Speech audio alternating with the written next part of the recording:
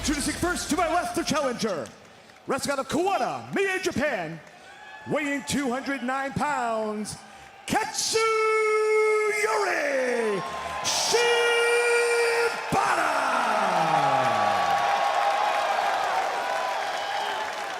His opponent to my right is seconded by Jon Moxley. Wrestling out of Philadelphia, Pennsylvania, weighing 199 pounds, he is the Ring of Honor Pure Wrestling Champion, Wheeler Yuta. Supercard of Honor's been very good to Wheeler Yuta. Captured the title for the first time last year, Caprice, at this very event. But circumstances have changed. With deference to Josh Woods, Katsuyori Shibata, a little bit of a different animal. A different animal. He's a different species, Riccaboni. You see on your screen the 3 counters to establish rope breaks. Like you heard Bobby Cruz say, 3 rope breaks following that, Nigel. You know very well you can pin, submit on, underneath, between, within the ropes. Strategy John Walters used so well in his title reign. Indeed. Certainly myself as well, the longest reigning Pure Champion of all time. And oftentimes, for me, to beat an opponent, you have to beat them in the head before you can beat them in the ring. And Shibata's been so good at that, Caprice. You know as well as I do, he will try and force you into different game plans. He has decoy game plans, loves to go to that cobra twist, that abdominal stretch. You see right now the vast amount of styles that Shibata has with the Greco-Roman wrestling right there. Oh, and the full mount. He went from Greco-Roman wrestling to MMA just like that. That's what I'm talking about when you see the complete wrestler right there. Yeah. Now he rolls over to a submission, has the base still in play. Shibata knows exactly what he's doing, man. You see how calm Shibata is here. He's not breathing heavy. He's just relaxing, riding his opponent, making Yuta think about it for a second. Not riding too high. Wheeler able to get back to his feet, though, breaking that base. Ooh. Shibata brings him right back down. Man, I could call this type of stuff all day with the high risk on the neck. Can't see on your screens, but Jon Moxley has made his way to the back. That is the confidence that he has in Wheeler Yuta. It's also respect, Nigel, because even though Moxley was out here, we didn't think he would interfere in the match. And if he did, he would be fired. That front double wrist lock here, the stipulations, as we see Yuta looking for the ropes, able to move the hips around. And now Shibata has him trapped. He goes to the ropes. Yeah, that's the rope break. This discretion from Mike Posey, because Shibata forced him into the ropes, so may not be called, and that's okay. That's consistent with the application of the rules. It's a great call by Posey, because anybody else would have called that as a rope break. Oh, nice. Wow. That's why we have great veteran referees in here to make the right calls as the forearm, the uppercut connects. Shibata, full head of steam. It's Yuta home with the drop kick. Goodness. Oh, the PK misses. That PK has ended many a matches, Nigel, for Shibata. Strong kick, a great striker. Shibata, for a second there, he pointed to his own neck like he was baiting Yuta into striking him in the neck. With his history, I wouldn't be doing that. That's the same thing you talked about earlier, Nigel. It's that baiting, it's that mind game, letting them know I'm going to leave something open for you, and I dare you to touch it. Switch. And the wrist lock here, looking to grab a hold of the other wrist. The pump handle position brings him up and over, and looking for that high double wrist lock. He gets it here. Let me ask you this, Caprice. How much do you think of an advantage it will be to you to be a member of the Blackpool Combat Club? I think it's a great advantage. He's learned from 3 veterans, and he's been sitting under them for a long time. And you can see the difference that he's had since he came in and who he is now. He knows he's a different person. And this seems like a group you'd want to associate yourself with, Nigel. Kind of respect them, but I've got to be honest, I've got to say, like Groucho Marx, I would never be a member of a group would have me as a member. Wow. As we see a head scissor here driving down those crisscrossed ankles over the throat of Yuta. Yeah, he also had him in a pin position. I think Wheeler Yuta realizes now why they call Shibata the wrestler. And if I was the judges here, and I was judging on points, I would say Shibata's at the clear advantage right now. I'm taking a look over there at the judges' scorecards, and right now I can't see much on Christopher Daniels. We see a wrist lock here in the seatbelt position. The Shibata trying to reach back, reach through. Nigel looked over like a high school kid cheating on the test. Oh, fireman's carry takeover. And look at this jockeying for a position here. This is just Shibata's 4th bout since that almost career-ending injury. Maybe looking for a clover leaf here. But that's what I'm talking about, Rick Abani. In so many ways in different matches you can get. Watch out, there we go. Four. In the center. And Yuta used the rope break here. I think he can reach. And Yuta's MO when he was under the tutelage of Regal was to not go to the ropes. Right. We've seen him go to the ropes since his departure. Oh, he's putting in risk. This is a risk. If I was Yuta, I would go for the ropes straight away. You are risking injury at this point. Very smart call. I think that's the last thing Yuta wants to do. But you're the former Pure champion. You know you're saying the right thing. That's what he should do. But he has that pride, and that pride may cost him, Nigel. That pride may cost him. There is damage there to the PCL of the right knee. The posterior cruciate ligament is being extended. And you've got to think, if Yuta can't get out of this, he gets to the rope, he's going to have spent a lot longer in this hold than if he'd just gone to the rope straight away. Shibata scooting away that figure four. When Yuta thought about it, Shibata scooted away.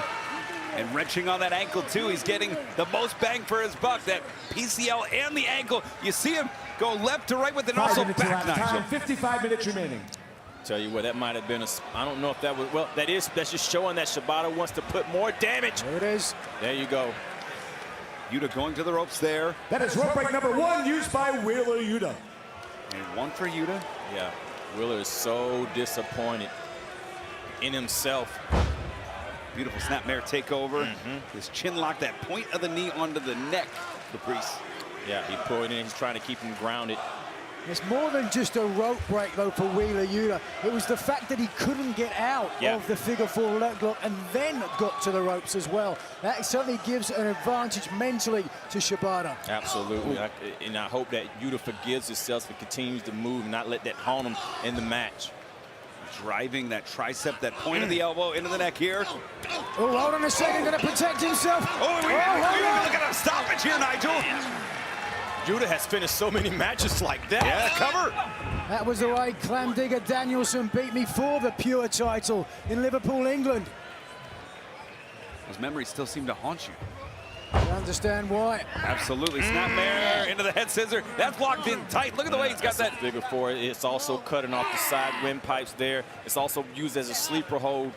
And Shibata really driving it in here. Caprice, if you were Wheeler Yuta at this point in the match, you're a rope break down, you're on the defensive, what would you do? You know, I would still try to fight out of it, but I would grow. Right here, it's good. Forcing Shibata to break the hold by putting him in a pin position. Very smart move by the champion. Now the champion, 1 rope break down. Somewhat of a disadvantage. I think if I was him, I'd try to change my strategy a little bit. Bend the rules, if you will. They're there for that reason. High wrist lock here. And one thing I do want to point out, Shibata already getting into a sweat, getting into a rhythm, but he's expended more energy because all of this, it's been a slight defensive posture for Yuta. He risked it in that figure four, Nigel, but he hasn't expended the energy, that level of energy that Shibata has at this point. Maybe not the energy, but the damage to the knee has to be a factor. That's exactly what I was going to say, Nigel.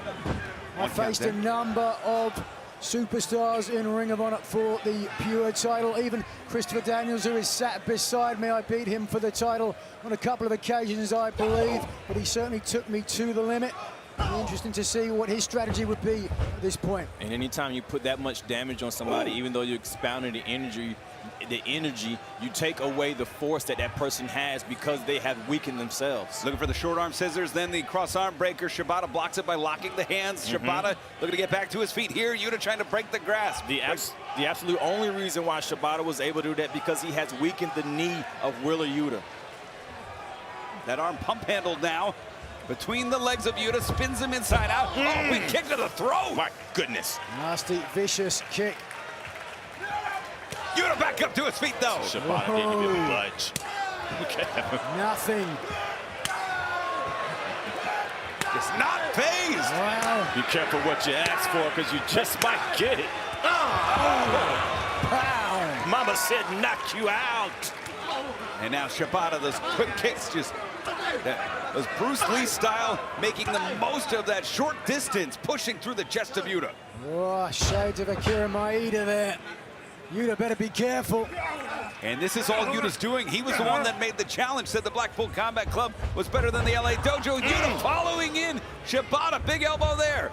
Has Shibata in the center of the ring, front face lock counter, the suplex blocked. Wait, Oh, come on! And Yuta with the low blow, the closed fist. Wheeler Yuta has been issued a warning for the use of a closed fist strike to the face. And this has been the MO of Yuta, who now matched Shibata. He cheated to beat Thatcher, he cheated to beat Clark Connors. got the low blow and a punch to the face, both illegal. But the official didn't see the low blow, so he can't call it. The effects have done. We've seen the Blackpool Combat Club. They don't respect anybody. I still just can't believe that that also applies to Shibata. Well, that's exactly what Nigel was talking about. Yuta had to dig deep into the dark side to get an advantage, and that's what he's doing.